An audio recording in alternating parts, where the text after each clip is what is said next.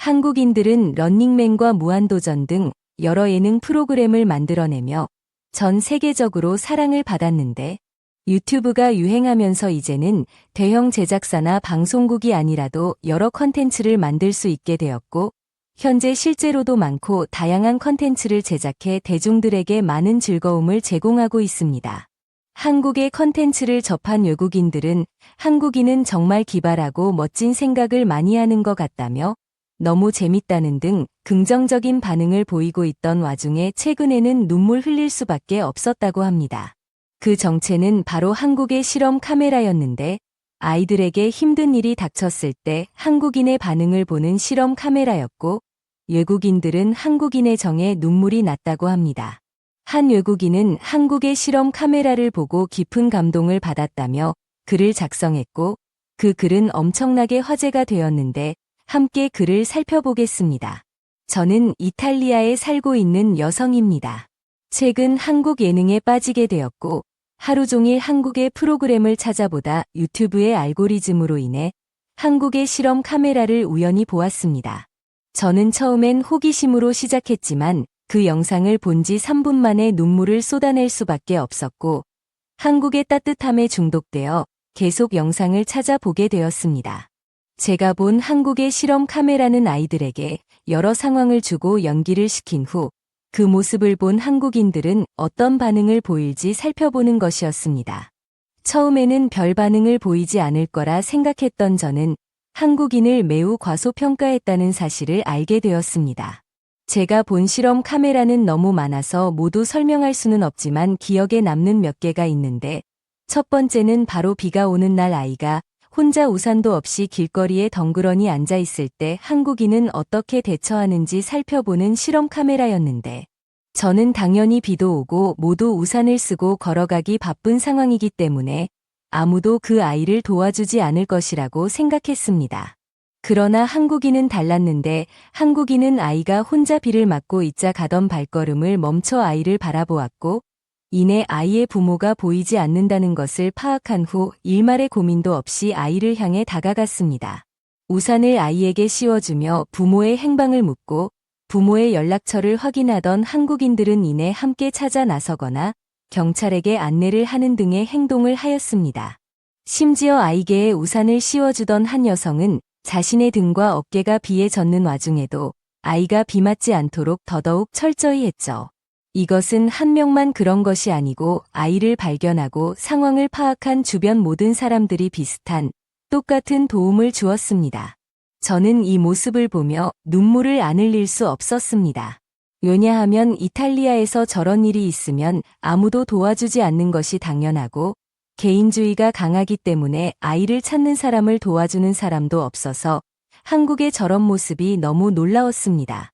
당연히 이탈리아에도 영상 속 한국인들처럼 도와주는 사람들은 있겠지만 내 나라와 한국과의 차이라면 그런 사람이 소수라는 것과 한국은 다수라는 것이죠.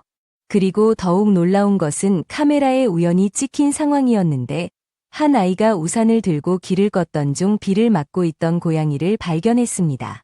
그러자 고양이에게 다가갔고 아이가 착하다는 것을 동물적 감각으로 알았는지 도망가지 않던 고양이는 갑자기 울기 시작하더군요. 그러자 아이는 자신이 들고 있던 우산을 고양이와 같이 쓰며 한참을 쭈그려 앉아 있었습니다. 어느 정도 시간이 지나자 고양이는 어디론가 가버렸고 아이도 가던 길을 갔는데 이것이 연출되지 않은 상황이라는 것에 눈물이 나더군요. 두 번째로 본 실험 카메라는 돈이 얼마 없는 아이가 꽃을 구매하러 왔을 때 한국인의 반응을 보는 것이었습니다. 꽃다발은 꽃의 종류와 양에 따라 가격이 크게 늘어나기도 하는데 생화로 꽃다발을 만들려고 한다면 한국 돈으로 계산해 약 4만 원 정도 되는 가격이라고 영상에서 설명했지만 아이는 저금통에 든 1,000원짜리 몇 장과 동전들을 들고 구매하길 원했고 아이의 사연을 들은 한국인들은 모두 아이가 원하는 꽃을 원가를 받지 않고 저렴한 가격에 제공한 모습을 보여줬습니다. 저는 너무나 충격을 받고 믿을 수 없었는데 이탈리아는 돈이 없는 아이가 물건을 구매한다고 하면 모두들 표정이 굳고 험한 말을 하는 사람도 많은데 한국인들은 아이를 보고 울컥하는 사람도 많았으며 아이의 마음이 예쁘다며 칭찬을 하는 사람도 많이 있었습니다. 그리고 한국인들 모두 아이가 가는 뒷모습을 바라보며 끝까지 인사하는 모습을 보여줬는데 저는 한국인들은 정말 따스하다는 생각을 했습니다. 제가 어릴 때도 이런 경험이 있었는데 어머니는 일이 바빠 자주 보지 못했고 어린 저는 어머니가 오는 날에는 항상 뭐라도 드리고 싶은 마음에 없는 돈을 모아서 시내에 나갔었습니다. 하지만 제 돈은 무언가를 살 만큼 많은 돈이 아니었고 내 나라 사람들에게 외면을 받았었던 기억이 있는데 한국은 돈보다 아이의 마음을 중요하게 생각하는 부분이 아주 인상 깊었습니다.